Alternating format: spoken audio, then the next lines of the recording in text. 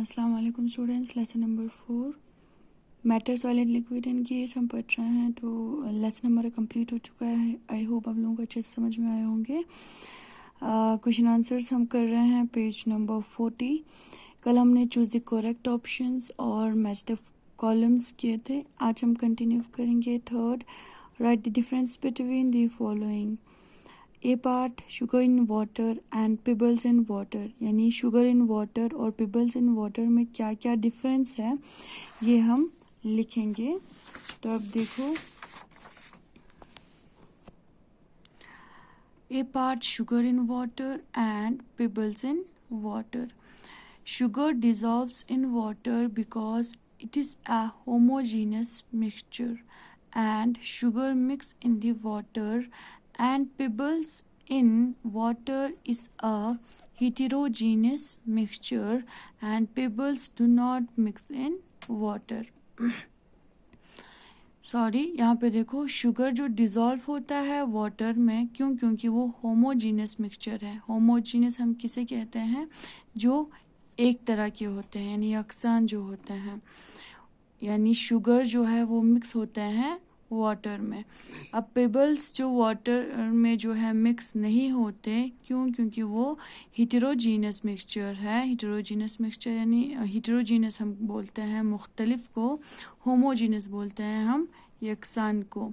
तो यहाँ पे जो है शुगर जो है मिक्स होते हैं वाटर में, और पेबल्स जो है मिक्स नहीं होते वाटर में। ठीक। Sugar dissolves in water because it is a homogeneous mixture, and sugar mix in the water. And pebbles in water is a heterogeneous mixture, and pebbles do not mix in water. तो ये रहा आपका ए part का answer. अब B part का question देखो, oil in water and milk in water, यानी oil in water और मिल्क इन वाटर में क्या क्या डिफरेंस है। देखो, when oil is mixed in water it does not dissolve in water, thus it is an immiscible liquid, whereas milk dissolves in water, so it is a miscible liquid. जब oil को हम mix करते हैं water में तो वो water के साथ जो है डिज़ोल्व नहीं होते, यानी मिक्स नहीं होते। इसी तरह जो है वो क्या है?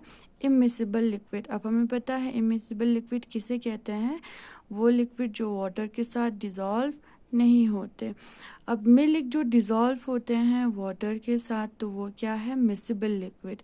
यानी मिसिबल लिक्विड वो लिक्विड जो वाटर के साथ डिज़ोल्व होते हैं। तो यहाँ पे आपने डिफरेंस देखे, ऑयल जो है मिक्स नहीं होते वाटर के साथ, डिज़ोल्व नहीं होते, और वो है क्या?